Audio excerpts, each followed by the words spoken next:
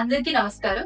ఈ రోజు మనతో ఉన్నారు one of the leading expert in cosmetic and plastic surgery doctor Sridharan గారు. చాలా మంది పేషెంట్స్ కి తన ఎక్స్పీరియన్స్ తో సక్సెస్ఫుల్ గా సర్జరీస్ చేసి మంచి రిజల్ట్స్ అనేవి అందించారు. నమస్తే సార్. నమస్కారం. ఈ మధ్య కాలంలో మనం అన్వాంటెడ్ చెస్ట్ గురించి వింటూనే ఉంటున్నాం.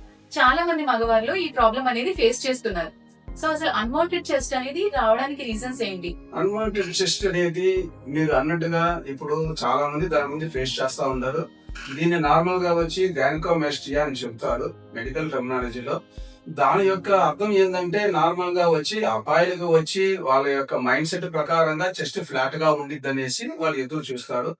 కానీ వాళ్ళ యొక్క ఒంటి తీరు డెవలప్మెంట్ ప్రకారంగా కొంతమందికి చెస్ట్ కూడా కొంచెం ప్రామినెంట్ గా ఉండి డ్రెస్సులు చేసుకున్నప్పుడు కొంచెం చెస్ట్ ప్రామినెంట్ గా ఉండి దాని వల్ల ఇబ్బంది పడతా ఉంటారు.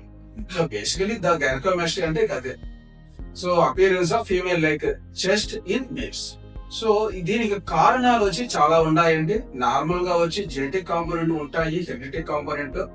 So usually they running families genetic పరంగా కొంచెం ఫ్యామిలీ మెంబర్స్ లో కొంచెం లావుగా ఉండే వాళ్ళు వాళ్ళకి వచ్చి కొంచెం మామూలుగా ఎక్కువగా ఉండొచ్చు.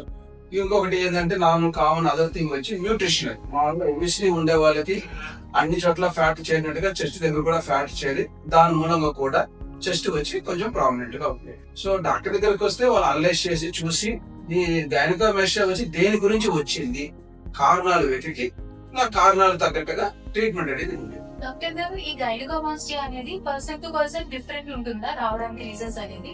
ఖచ్చితంగా అండి.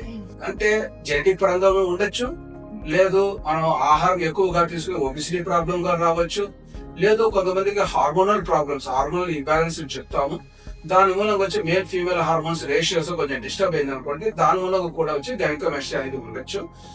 ఇంకా కొంతమందికి వచ్చి general medical problems, say for example liver problem ఉన్నా సరే దాని మూలంగా కూడా గైనకోమాస్టియా రావచ్చు.